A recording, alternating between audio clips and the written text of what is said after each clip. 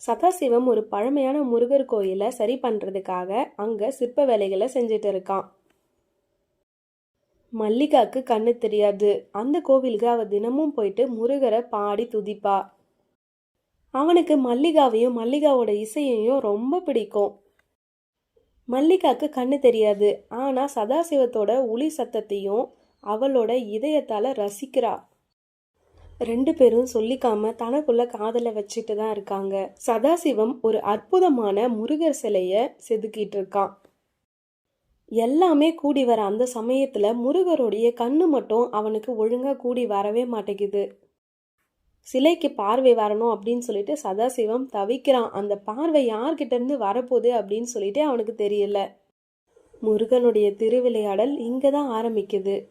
கையில வேலை ஏந்திய ஒரு சிறுவன் அந்த இடத்துக்கு வந்து நம்ம மல்லிகாவோட கையை பிடிச்சி கூட்டிட்டு போறான். உன்னுடைய அன்பு தான் இந்த சிலைக்கு பார்வை வர வைக்க போகுது அப்படின்னு சொல்லிட்டு சதாசிவத்தோட கையையும் மல்லிகாவோட கையையும் அந்த சின்ன பையன் சேர்த்து வைக்கிறான்.